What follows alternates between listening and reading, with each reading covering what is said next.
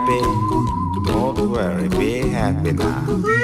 YTN 라디오 생생경제 2부로 이어가겠습니다. 2부는 경제에 얽힌 법 이슈 살펴보려고 하는데요. 이분과 함께라면 항상 걱정이 없습니다. 이번 주 도너리 BLP 시간도 홍세욱 변호사님과 함께하겠습니다. 변호사님 어서 오십시오. 네, 안녕하세요. 마음이 무거워지는 소식부터 살펴보도록 하겠습니다. 현대차 울산 공장에서 질식 사고가 발생해서 연구원 3명이 사망했어요. 이게 사고 경위가 어떻게 되는 겁니까? 네, 어제 오후 3시 15분경인데 그 현대차 울산 사공장 전동화 품질 사업부 실험실에서 자동차 주행 성능 실험 시험전을 운행하던 중 그 사고가 발생했습니다. 뭐 이로 인해 현대차 정규직 연구원 2명과 하청업체 근로자 그 직원 1명이 그 이제 숨졌는데 이 그 자동차 그 시운전의 경우 냉한 기후 여건에서도 차가 정상 운행되는지 이렇게 확인하기 위해 실험을 하잖아요. 근데 이럴 때 그 다량의 냉매를 밀폐된 공간에 투입하고 근데 이제 이게 환기가 좀 잘 돼야 되는데 그게 환기가 제대로 안 됐다고 합니다. 그래서 이제 환기가 제대로 안 된 실험실 내부에 기화된 질소가 잔존해서 그 가스에 질식사한 것이 아닌가 이렇게 추정되고 있습니다. 우리 방송에서 가끔 보는 그런 실험 장면을 했는데 환기가 제대로 안 됐다. 좀 이해하기가 어려운 그런 지점인데 이 현대차 울산 공장을 보면은 중대재해처벌법 적용 대상이잖아요. 그렇다면은 사업주 처벌 이야기가 나올 수밖에 없는데 처벌 수위는 어떻게 됩니까? 네, 그 중대재해처벌법은 근로자 사망 등 중대재해가 발생했을 때 사고 예방 의무를 다하지 않은 사업주 그리고 경영 책임자를 처벌하는 법이죠. 근데 위반한 사업주는 1년 이상의 징역이나 10억 원 이하의 벌금에 처해질 수 있습니다. 그리고 이제 중대재해가 발생하면 지방노동고용청 수사과에서 수사를 개시하고 현장 조사, 참고인 조사 그리고 관련 관련 자료를 조사해서 그 위반 사항이 확인되면 사건을 검찰에 송치하게 됩니다. 현대차 울산 공장에도 이런 조사 과정이 이루어질 것으로 보여집니다. 그 울산 하니까 생각나는 게 작년에도 사망 사고가 하나 있었잖아요. 사람은 부속품이 아니라 사람인데 뭐 관리가 제대로 안 되는 건지 컨베이어 벨트 사고로 근로자 1명이 사망했었는데 추가적인 대책 같은 게 필요한 시점 아닙니까? 그런 것 같습니다. 이거 작년 7월에 이제 발생한 사건이었는데 그 현대차 울산 공장에서 30대 직원이 말씀하신 대로 기계에 끼어 숨지는 사고가 발생했었습니다. 당시에 그 현대차는 사고 경위를 면밀히 조사해 대책을 마련하겠다고 밝혔는데 불과 1년 4개월 만에 또 사망 사고가 발생했죠. 그동안 현대차 그룹은 그룹사나 주력 계열사의 최고 안전 책임자 CSO를 마련하고 또 산하 6개사의 자금을 출연해 산업안전 전문 공익법인도 운영했습니다. 그리고 최근에는 한국경영자총협회와 중대재해 예방을 위한 위험성 평가 개선 추진단도 출범시켰고요. 뭐 현대차는 이렇게 다방면으로 노력을 기울였는데 이번에 근로자 사망 사고가 또 발생했기 때문에 아마도 기존보다 더 면밀하고 강화된 추가 대책을 마련해야 하지 않을까 싶습니다. 알겠습니다. 사고를 완전히 예방한다는 건 불가능하겠지만은 이런 사고 같은 소식은 좀 안 봤으면 좋겠습니다. 예전에 우리도 한번 다뤘던 건데요. 아리셀 배터리 공장 화재 사고 이거 중대재해처벌법 위반 관련 수사가 마무리가 됐는데 앞으로는 뭐 어떻게 되는 겁니까 그러면? 네, 그러니까 지난 6월 25일 그 불이나 아리셀 공장에서 근로자 23명이 숨지고 그 8명이 다친 사건인데 이때 그 박순관 아리셀 대표와 박중원 총괄 본부장은 유해 위험 요인 점검을 이행하지 않았고 중대재해 발생 대비 매뉴얼을 마련하지 않았다라는 그 안전 보건 확보 의무를 위반한 혐의로 이미 구속 기소됐습니다. 그런데 지난 1일 경기 남부 경찰청 아리셀 화재 사고 수사본부는 품질 검사 시험 데이터를 조작해 전지를 납품한 혐의로 이들을 추가로 검찰에 송치했습니다.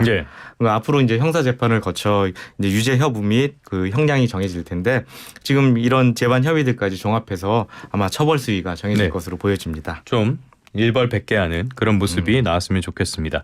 무거운 이야기를 전해드렸는데요. 다음 소식 본격적인 이야기로 넘어가도록 하겠습니다. 이것도 좀 무겁긴 한데 좀 웃기기도 하고 뭐 그런 소식인데 소위 그 여의도에서 계시다 보면은 찌라시라고 하는 거 많이 보시잖아요.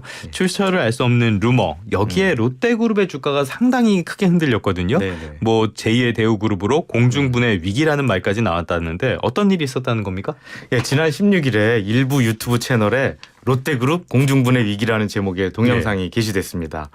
롯데그룹이 다량의 차입금으로 유동성 위기가 촉발됐고 금융당국이 지난해부터 이 롯데로 인한 금융시장의 파장을 예의주시하고 있다. 이런 내용의 찌라시가 온라인상에 빠르게 유포됐는데 그 내용 중에 롯데가 12월 초에 모라토리움 즉 그 채무지불 유예를 선언할 것이다 이런 내용과 그리고 유통 계열사를 중심으로 직원 50% 이상을 감원할 것이다.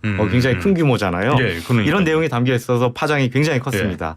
이 소문이 일파만파 커지며 이 18일 개장 이후 롯데그룹 계열사 주가가 큰 폭으로 떨어졌죠. 그저께 큰 폭으로 떨어졌고 사실 찌라시라는 말이 좋은 말은 아니지만 입에 착착 붙는 관계로 어쩔 수 없이 좀 쓰고 있습니다.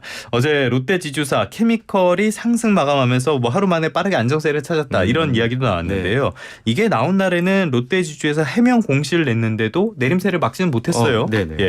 롯데 지주, 롯데 케미칼, 롯데 쇼핑이 현재 거론되고 있는 루머는 사실 무근이다 이렇게 일축했는데 그리고 롯데 케미칼과 롯데 면세점 등이 업계 불황으로 비상 경영 체제를 운영하고 있고 그리고 일부 계열사가 인력 효율화 측면에서 희망퇴직을 받긴 했지만 유동성 위기는 아니다 이런 입장을 밝혔죠.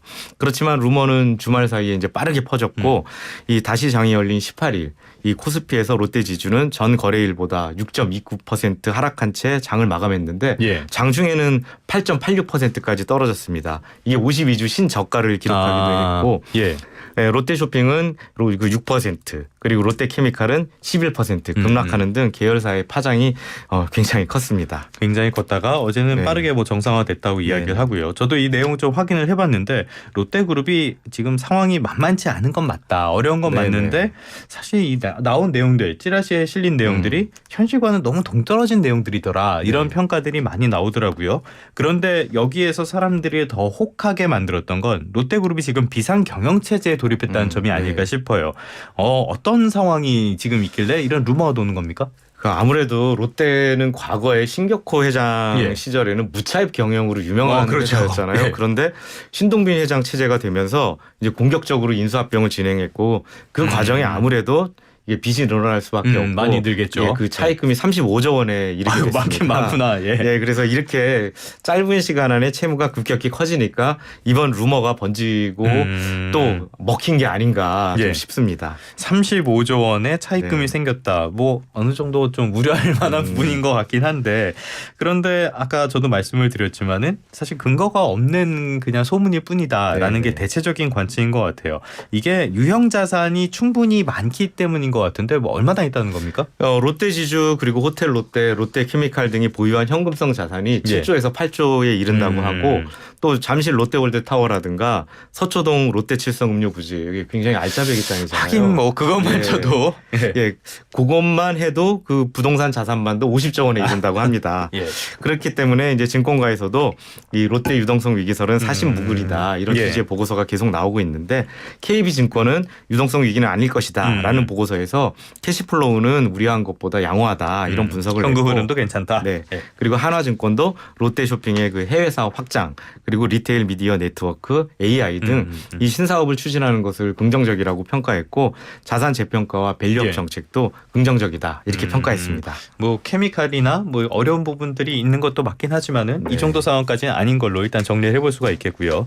그런데 이런 뭐 소문지, 찌라시 이런 것들이 기업 주가에 크게 영향을 준 사건들은 앞서도 상당히 많습니다. 이건희 전 회장 돌아가신 고 이건희 전 회장께서 사망을 했다 2016년에 이런 설도 돌고 했는데 당시의 상황이 어땠습니까? 찌라시 사건 중 아마 가장 유명한 사건일 텐데 2016년입니다. 벌써 그게 2016년 6월인데 일간베스트 일베라고 널리 알려져 있는 이 인터넷 커뮤니티죠. 여기에 이건희 전 삼성 회장이 사망했다라는 허위 그 기사를 게시했다 10분 만에 삭제된 사건이었습니다. 근데 이제 10분 만에 삭제했는데 그거보다 더 빠르게 인터넷에 유포됐고 삼성그룹 상장 계열사 주가가 약 12조 원이 출렁했다고 합니다. 피해를 본 삼성그룹은 허위 정보를 이용한 주가 조작으로 판단해 수사를 의뢰했는데 경찰 수사 결과 보니까 미국에 거주 중이던 어떤 그 개인이 일베에서 인기글로 관심을 받고자 범행을 저지른 좀 황당한 사건이었죠. 철딱선이야, 아이가. 아니 보면은 이렇게 찌라시 나온 내용들을 보면은 이게 어떤 주가 조작을 하기 위한 목적도 있지만은 단순히 재미 이렇게 하는 경우도 꽤 많은 것 같아요. 이거 말고도 주가가 출렁였던 사례들 꽤 있죠. 뭐 지난 6월 삼성전자가 이제 뭐 사건이었는데 파운드리 사업부의 그 반도체 생산 과정에 결함이 발생했다 이런 루머가 퍼졌는데 증권시장 개장 직전 이 내용이 보도되면서 되면서 삼성전자 주가가 예. 개장 직후 당시 이제 8만 원 선이었는데 그 8만 원 선이 무너지기도 했습니다. 예. 그리고 이제 SK도 SK 이노베이션과 SK ENS가 합병한다 이런 소문이 돌아서 SK ENS 직원들이 좀 반발이 좀 많았었고 또 SK 이노베이션의 경우에는 오히려 당일 주가가 20% 급등하기도 했습니다. 예. 또 현대차 그룹도 이제 이런 사건이 있었는데 정몽구 명예회장의 건강 이상설이 퍼졌었죠. 그래서 그룹 지배 구조상 가장 중요한 현대모비스 같은 일부 회사가 이제 주가가 이제 급등하기도 했습니다.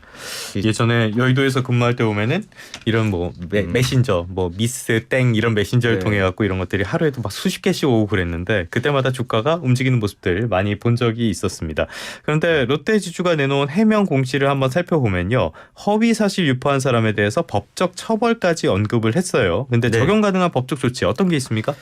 예, 그 롯데는 그 루머의 그 최초 생성자 그리고 유포자에 대해 법적 조치를 검토하고 있다 이렇게 밝혔는데 예. 이 과거 그 이건희 회장 그 사례 때를 보면은 삼성전자는 그 허위 사실 유포로 주가를 인위적으로 조작하고 그 차익을 추구했다 이런 이유로 자본시장법 위반 혐의로 수사를 의뢰했었는데 예, 구체적으로 보면 자본시장법 176조에 따라 시세 조정 행위가 금지되고 있습니다. 그리고 이제 이를 위반할 경우 1년 이상의 유기징역 또는 그 위반 행위로 얻은 이익 등의 그 3배에서 5배에 해당하는 벌금에 처해집니다.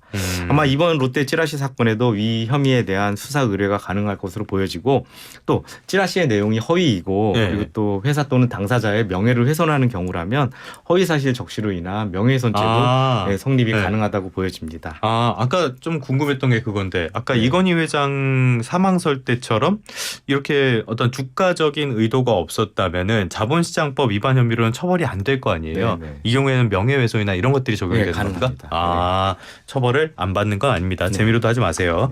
이번에 롯데 루머를 듣고 주식을 사거나 팔았던 개인 투자자분들, 이분들도 자본시장법 위반에 적용이 됩니까? 결론부터 말씀드리자면 대중의 그러니까 일반에 공개된 정보를 이용해서 주식을 매매했다면 처벌되지는 않습니다. 해당 정보가 내부에서만 공유되는 이 미공개 정보이고 당사자가 미공개 정보라는 것을 알면서 투자해야 제재 대상이 됩니다. 그럼 미공개 정보라도 내가 미공개 정보인 거를 모르고 투자했다라고 하면 또 다른 문제가 되는 그렇죠. 거예요? 그래서 과거 2017년 그 한미약품의 경우는 미공개 정보를 내부 직원으로부터 전해 듣고 주식을 매도했기 때문에 과징금이 부과됐었는데 이 자본시장법 제178조의 2는 시장 질서 교란행위 금지를 규정하고 있습니다.